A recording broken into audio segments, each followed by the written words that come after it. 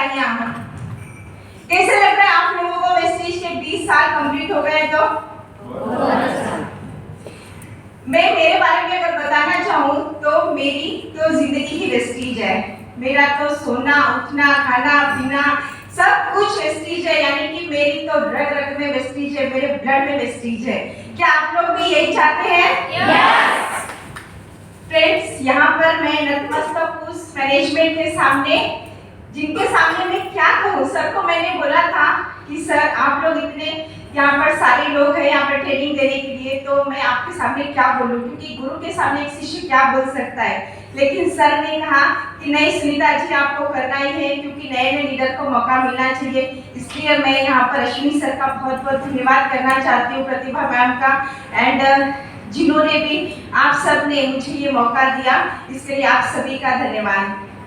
And dear friends, अब मैं आगे की तरफ बढ़ती हूँ। जैसे निकिता जी ने मेरे बारे में बताया है, फ्रेंड्स मैं एक सिंपल से एक हाउसवाइफ जो घूंघट पल्लों में रहती थी और एक जॉइंट फैमिली में, जहाँ पर बिल्कुल ही बहुत ही मतलब टिपिकल सी लाइफ थी मेरी, जहाँ पर मेरे फैमिली में बहुत सारे रेस्ट्रिक्शंस थे, लेकिन मेरे ड्रीम्स बहुत बड़े थे। अभी निकिता जी ने बताया कि मेरे ड्रीम्स बहुत बड़े हैं। रियली फ्रेंड्स, मेरे सपने बहुत बड़े हैं और मैं यूनिवर्स का बहुत बहुत थैंक यू कहती हूँ कि आज जो मैं यहाँ पर हूँ ये मेरे ड्रीम की बदौलत हूँ, क्योंकि मेरा एक ड्रीम आप सभी लोग जानते हैं कि मुझे एक बहुत बड़ा स्पीकर बनना है। जानते हैं आप लोग सब? मुझे एक बहुत बड़ा स्पीकर बनना है, ये मेरा ड्रीम है।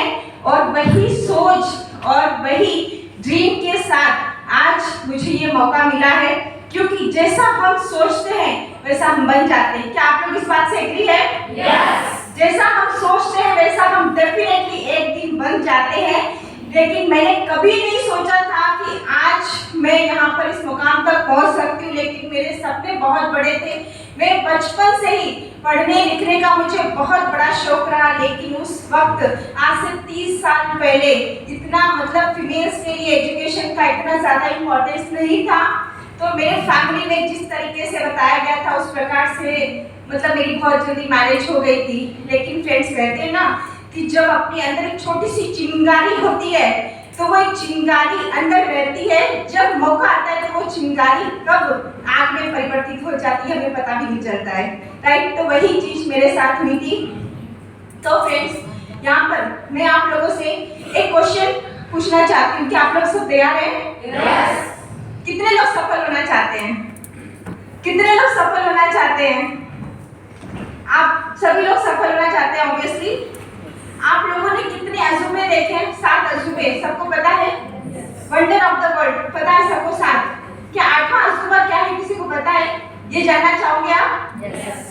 तो मैं आज एक, जैसे हम लोग सुनते हैं कि वेस्टीज में हम प्रोडक्ट्स की नॉलेज लेते हैं, हम ट्रेनिंग्स लेते हैं, एजुकेशन के ऊपर हम बात करते हैं, कैलकुलेशन पे बात करते हैं, सब कुछ करते हैं, लेकिन मैं इसे थोड़ा सा डिफरेंट टॉपिक की तरफ लेकर जाऊंगी, जहाँ पर ये 8वां अजूबा हम उसको कह सकते हैं। क्या आप लोग जानना चाहेंगे? यस। क्या आप लोग ये कहानी सुनना चाहेंगे? यस। हमारे वाली सर कहते हैं ना कि अगर आप नहीं भी सुनना चाहोगे तो भी मैं सुनाऊंगा। तो मैं भी ऐसे ही कहूंगी कि अगर आप नहीं भी सुनना चाहेंगे तो भी मैं सुनाऊंगी, क्योंकि मेरे सेशन की शुरुआत हमेशा एक स्टोरी से होती है, राइट। एक छोटा सा, तो पहले मैं एक चीज बताऊंगी। एक है ना फॉर्मर था, एक छोटा सा एक स्क्रिप्ट, जिस प्रकार से हम बोल सकते, एक फॉर्मर थे, वो रिटायर हो गए, मतलब वो बूढ़े हो गए थे। उनको ऐसा लगता था कि अब मुझसे काम नहीं हो पाएगा, तो उन्होंने अपने बेटे से बुलाकर उनको सारी जिम्मेदारी दे दी कि बेटा आप ना खेत का काम सारा संभाल लो। तो बेटे ने कहा कि ठीक है पिताजी, मैं संभाल लूंगा, लेकिन यहाँ पर ना पानी की कमी बहुत हो रही है। तो उन्होंने क्या किया, उसके बेटे ने क्या किया कि कुआं खोदना स्टार्ट किया। उन्होंने क्या किया, पहले एक कुआं खोदा, कुछ 40-50 फुट, पानी नहीं निकला। फिर उसने ट्राई किया कि यहाँ पर शायद पानी नहीं होगा, दूसरी तरफ खोदना शुरू किया, वहां भी 40-50 फुट खोदा, वहां पर भी पानी नहीं मिला। तो उसने सोचा शायद यहाँ भी पानी नहीं है। फिर तीसरा कुआं खोदा, वहां भी उसने काफी मेहनत करी, वहां भी पानी नहीं निकला। तो फिर वो पिताजी के पास आया और बोला कि पिताजी, मैंने इतनी मेहनत की, 3 कुएं खोद डाले, लेकिन पानी कहीं पर भी नहीं मिला। तो उनके पिताजी ने क्या जवाब दिया, शायद आप लोगों को सभी को पता होगा। तो उन्होंने जवाब दिया कि बेटा, अगर आपने 3 कुएं खोदे 40-40 फुट के, अगर आपने एक ही कुआं खोदा होता 120 फुट का, तो आज पानी निकल गया होता। तो यही हमारे साथ होती है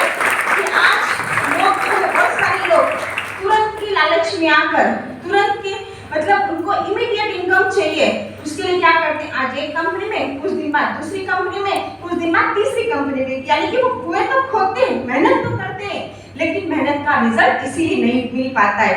तो हम यहाँ पर क्या चीज सीख सकते हैं, consistency is the key to success, कि कोई भी काम में हमें कंसिस्टेंसी बनाए रखनी चाहिए, राइट?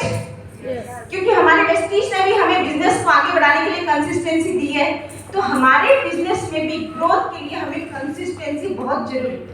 और एक सेकेंड चीज है फोकस, अपना फोकस होना बहुत जरूरी है, क्योंकि बिना फोकस के कभी भी हम अपने लक्ष्य की तरफ नहीं बढ़ सकते हैं। फोकस किस तरह से होना चाहिए, जिस प्रकार से अर्जुन ने फोकस किया था, उसी प्रकार से हमने भी अपने बिजनेस के प्रति फोकस्ड होना बहुत बहुत जरूरी है, राइट? और अपने आप पे विश्वास, क्योंकि ये चीजें जो है ना, मैं मेरा खुद का सेल्फ बता रही हूँ कि जिन चीजों पे मैंने खुद पे काम किया है, एक तो लक्ष्य होना, फोकस होना, विश्वास होना, और खुद पे ट्रस्ट बहुत जरूरी है, खुद पे विश्वास होना बहुत ज्यादा जरूरी है। कितने लोगों को अपने आप पे विश्वास है? सबको विश्वास है अपने आप पे? सबको विश्वास है। तो अच्छा, जल्दी से एक काम करिए, करना चाहेंगे आप ना? जल्दी से इमीडिएट काम करना होगा आपको। वो तो कितनी लेडीज है जो अपने आप को बहुत सुंदर मानती है, जल्दी से स्टेज पे आ जाओ।